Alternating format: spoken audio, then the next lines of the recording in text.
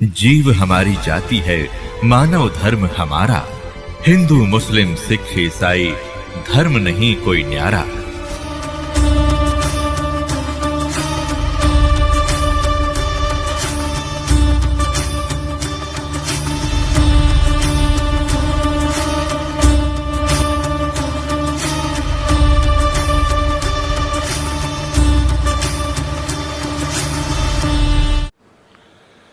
उधर से परमेश्वर को ले जाकर के रामानंद जी के सामने खड़ा कर दिया।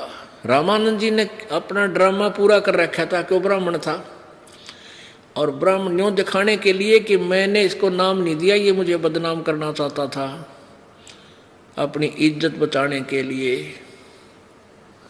अपनी झोंपड़ी के सामने कपड़े से पर्दा लगा लिया, झोंपड़ी में विराजमान हो गए अपने आसन पर, और कबीर जी सामने खड़ा कर दिए। तब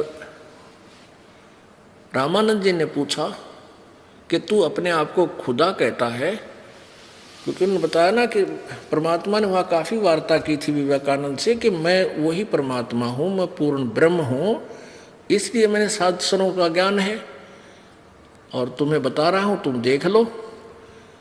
तो रामानंद जी कह रहा था, तू अपने आप को भगवान कहता है, और कौन है तेरा, कौन सा तेरा पंथ है, कहाँ से तू आया है,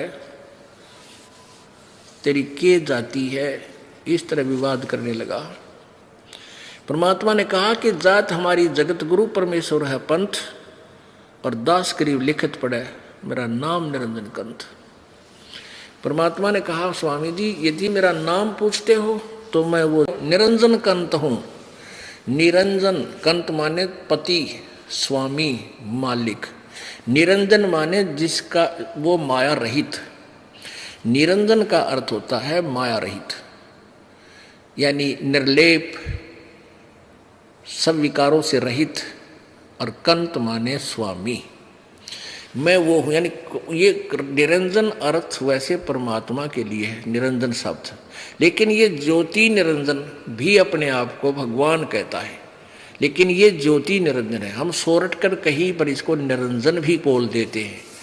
जैसे ब्रह्म, ब्रह्म वैसे परमात्मा को कहते हैं, लेकिन इस ब्रह्म को डिफीड करने के लिए, इससे भिन्नता करने के लिए तो पूर्ण ब्रह्म शब्द प्रयोग करना पड़ा उस परमेश्वर को की पहचान के लिए। ऐसे तो क्या बताते हैं कबीर जी, एक आत्मा और परमात्मा की, आत्मा और परमात्मा का आपस में संवाद होता है। तो कैसे बताते हैं, कैसे वार्ता करते हैं? परमात्मा चाहते थे इस कि मैं ऋषि की जो ना फड़क काट दूं, किसी प्रकार यो मेरे तो टकरावे, कोई भी कारण बनाइए कि भाई यू आ जा मेरे पंजे तले,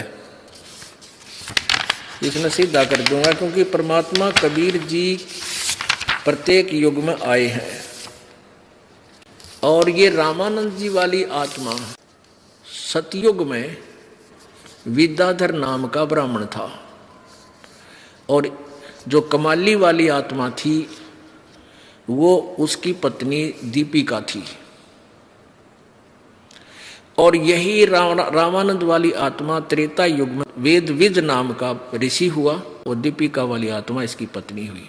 तो इन दोनों युगों में भी परमात्मा, ये दोनों निसंतान थे। परमात्मा ऐसे ही बालक रूप धारण करके इन दोनों ही युगों में इन्हीं को प्राप्त हुए थे। तो उनकी वह सेवा परमात्मा ने देनी थी, इनका उद्धार करना था। ऐसे इसलिए परमात्मा उनके पीछे लगे हुए थे कि किसी प्रकार इस आत्मा का उद्धार बने। तो क्या वार्ता होती है परमात्मा और आत्मा की?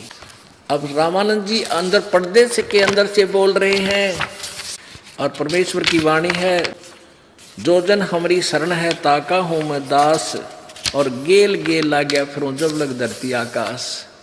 तो उसी तरह परमात्मा की शरण में ये रामानंद जी वाली आत्मा सतयुग से ही चल रही थी, लेकिन ये सतयुग त्रेता द्वापर में ये जीव अपने पुण्यों से घना सुखी होता है, इसलिए ये उस समय कम सुनता है। और कलयुग में पाछी इनकी सारी सिद्धि खत्म हो जा है, इनके पास खक नहीं रहता, बात बात रह जाती है। फिर ये पकड़े जाते हैं, परमात्मा अपने बच्चों को फिर अपनी शरण में ले लेते हैं।